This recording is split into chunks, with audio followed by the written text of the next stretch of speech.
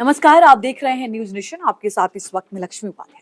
नमस्कार, मैं हूं आपके साथ ज्योति तनेजा भसीन और आज हम चर्चा करने वाले हैं Kolkata rape and murder case पर सुप्रीम कोर्ट की अहम और बड़ी टिप्पणियों की। निश्चित तौर पर देखिए, सुप्रीम कोर्ट ने स्वतः संज्ञान लेते हुए इस पूरे मामले में आज सुनवाई की और बड़े सवाल सरकार की ओर से जो पक्ष रखा जा रहा था, कपिल सिब्बल की ओर से बड़े सवाल कोर्ट की ओर से किए गए।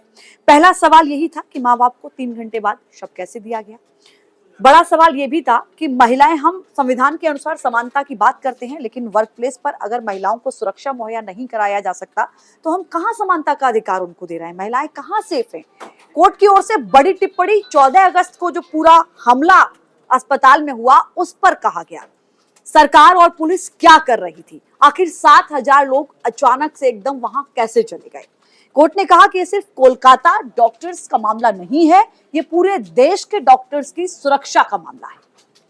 देखिए, इतना ही नहीं, सुप्रीम कोर्ट ने कहा कि हर बार बलात्कार और हत्या होने पर देश की अंतरात्मा नहीं जागनी चाहिए। ये अंतरात्मा हमेशा जगी होनी चाहिए और ये भयावह घटना नहीं बल्कि पूरे देश में डॉक्टरों की सुरक्षा की कमियों को उजागर करने वाली घटना है। जैसा कि लक्ष्मी ने बताया, 7,000 लोगों की एंट्री को लेकर पश्चिम बंगाल सरकार से सवाल पूछा गया है। सीधे तौर पर पुलिस से वहां के सवाल पूछा गया है कि आखिर इतने लोग कैसे आ गए, क्या आपने अस्पताल में सुरक्षा मुहैया नहीं कराई थी। ये आपकी कमियों को उजागर करती है। सीजीआई ने कहा कि हम अस्पतालों की सुरक्षा व्यवस्था को लेकर चिंतित है, न सिर्फ पश्चिम बंगाल के बल्कि पूरे देश में। आज महिलाएं काम पर नहीं जा सकती, सुरक्षित नहीं है, उन्हें बुनियादी समानता से वंचित किया जा रहा है और पहचान उजागर होने पर जो पीड़िता की पहचान उजागर हुई है उसको लेकर भी चिंता जाहिर की गई है चीफ जस्टिस ऑफ इंडिया की तरफ से। और साथ ही साथ ये कहा कि इसे आत्महत्या बताने की कोशिश जो थी वो पूर्व प्रिंसिपल संदीप घोष ने कैसे कर दी, इस पर भी सीधे तौर पर सवाल पूछा गया है पश्चिम बंगाल सरकार से। और साथ ही माता पिता को 3 घंटे बाद बच्ची को देखने दिया गया था। ये माता पिता का अधिकार बनता था कि वो अपनी बच्ची से जाकर वो अपने बच्ची को देख पाएं। सीजीआई ने पश्चिम बंगाल सरकार, हॉस्पिटल प्रशासन को कड़ी फटकार लगाई है और कहा कि एफआईआर देरी से क्यों दर्ज हुई, हॉस्पिटल प्रशासन आखिर क्या कर रहा था। तो ये अहम सवाल तो हैं।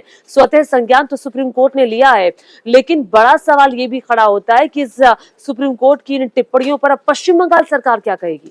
निश्चित तौर पर यह बड़ा सवाल है। टास्क फोर्स बनाया गया है, कहा गया कोर्ट की ओर से कि हम टास्क फोर्स का गठन कर रहे हैं। देश में तमाम डॉक्टर की सुरक्षा को लेकर क्या सुझाव हो सकते हैं, उस पर भी चर्चा की जाएगी और तमाम सीनियर डॉक्टर्स इसमें शामिल रहेंगे। सरकार की ओर से भी कुछ सदस्य इसमें शामिल किए जाएंगे, जिस पर आगे क्या कुछ रिपोर्ट उनकी आएगी ये समझना होगा।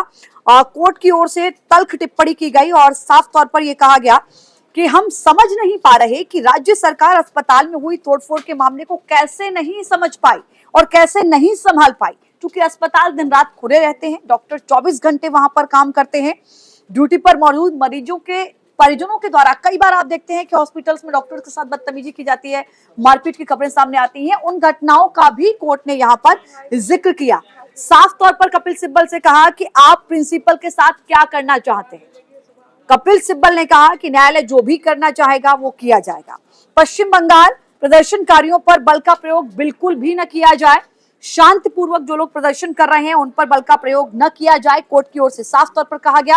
हालांकि डॉक्टर से भी अपील की गई कि आप अपने काम पर लौटिए, आपकी सुरक्षा के लिए हम यहाँ बैठे हुए हैं।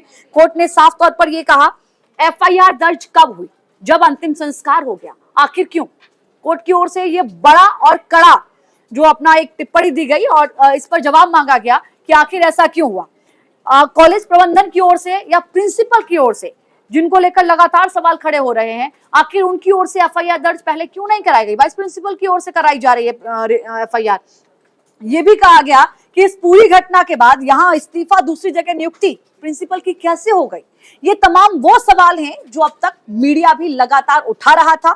वो सवाल अब खुद कटघरे में सरकार के सामने कोर्ट की ओर से किए गए। और देखिए, इतना ही नहीं, सुप्रीम कोर्ट ने सीबीआई से स्टेटस रिपोर्ट देने के लिए भी कहा है, क्योंकि ये पूरा मामला पहले पश्चिम बंगाल की पुलिस देख रही थी, बाद में हाई कोर्ट के आदेश के बाद सीबीआई के पास मामला गया। अब सीबीआई पूरे मामले की छानबीन कर रही है। संदीप घोष से लगातार सवाल जवाब पूछे जा रहे हैं और साथ ही बड़ा सवाल यह है कि अब सीबीआई को ये बताना है और सीबीआई क्या बताएगी कोर्ट में कि आखिर अब तक कितने लोगों से पूछताछ हुई है, कितने लोग रडार पर हैं और साथ ही साथ जांच कहां तक पहुंची है। स्टेटस रिपोर्ट क्या है। और कोर्ट ने जैसे डॉक्टर से आह्वान भी किया कि हड़ताल वापस ले लें, क्योंकि डॉक्टर लगातार स्ट्राइक पर हैं और डॉक्टर्स लगातार ये कह रहे हैं कि हमारी सुरक्षा का क्या, हमें प्रोटेक्शन चाहिए। साफ तौर पर डॉक्टर्स का कहना है आप सेफ्टी का माहौल बनना चाहिए हमारे लिए, क्योंकि हम मरीजों की सेवा के लिए रात में आते हैं और रात को गाहे बगाहे हमारे साथ कुछ हो जाए तो कौन इसकी जिम्मेदारी लेगा। जैसे इस मामले में हुआ पीड़िता के साथ, पीड़िता के माँ बाप जो है वो लगातार अपने आप को ऐसा फील कर रहे थे कि पता नहीं न्याय मिलेगा या नहीं। जिस तरह से मुआवजा राशि उनको ऑफर की गई पश्चिम बंगाल सरकार की तरफ से, उन्होंने लेने से मना कर दिया कि अगर मैं ये लूंगा तो मैं अपनी नजरों से गिर जाऊंगा, मेरी बेटी की आत्मा खुश नहीं होगी ये देखकर। बस हम चाहते हैं कि हमें न्याय मिले और उसी न्याय की जो आस है ना सिर्फ उस पीड़िता के माता पिता कर रहे हैं बल्कि पूरा देश उनके लिए कर रहा है। निश्चित तौर पर, और इस भीभत्स घटना, आत्मा को झकझोर देने वाली घटना को लेकर खुद कोर्ट की ओर से भी कहा गया कि ये जो पीड़िता के साथ, जो लेडी डॉक्टर के साथ क्रूरता भरी घटना हुई है, इसने अंतरात्मा को झकझोर दिया है।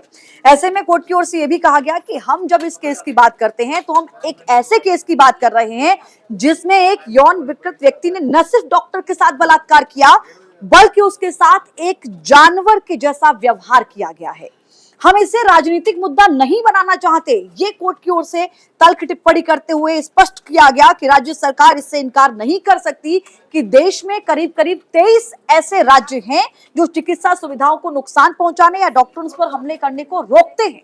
तो आखिर जिस वक्त ये पूरा 14 तारीख को भी मामला हुआ, हमला हुआ, तब सरकार क्या कर रही थी, तब पुलिस क्या कर रही थी? क्योंकि सवाल ये खड़ा होता है कि जिस जगह पर ये पूरा घटनाक्रम हुआ, इस पूरी घटना को अंजाम दिया गया, रेप और मर्डर, उसी घटना पर आखिर कैसे वो भीड़ जाकर क्या वहां साक्ष्यों को मिटाने की कोशिश कर रही थी, जैसे कि सवाल खड़े हो रहे हैं।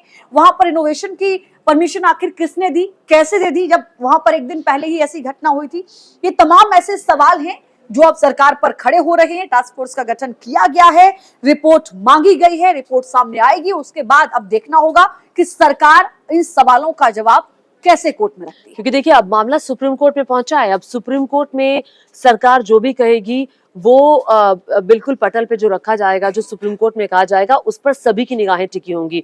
और कोर्ट में अगर सरकार ये नहीं ढंग से बता पाए कि आखिर एफआईआर क्यों दर्ज की गई, आखिर हमने जो पीड़िता के माता पिता है 3 घंटे बाद स्वास्थ्य मंत्रालय ने वहां के हॉस्पिटल प्रशासन ने क्यों मिलने दिया, और क्यों आखिर संदीप घोष को वहां से हटाने के बाद किसी दूसरी जगह डिप्यूट किया गया, क्यों आखिर संदीप घोष की 2-3 बार ट्रांसफर होने के बाद और उन्हें लगातार वो यहाँ पर वापस आ गए, क्यों आखिर स्वास्थ्य मंत्रालय के वो कौन लोग थे जो संदीप घोष के साथ मिले हुए थे, क्या रसूख काम कर रहा था, क्या उसकी क्यों चलती थी इतनी, इसके पीछे के राज क्या हैं, ये भी अब चूंकि परत खुली ही है तो परत दर परत खुलती जाएगी। और हम उम्मीद करते हैं कि इन सवालों के जवाब भी मिलेंगे और सुप्रीम कोर्ट की तरफ से भी जाहिर तौर पर ये सवालात जो है वो प्रकाश में आएंगे। निश्चित तौर पर आज का दिन इसलिए महत्वपूर्ण है क्योंकि आज पश्चिम बंगाल के राज्यपाल ने पहले राष्ट्रपति से मुलाकात की है और उसके बाद वो गृह मंत्री से मुलाकात करेंगे। आज उनकी मुलाकात का वक्त है और रिपोर्ट सौंपेंगे।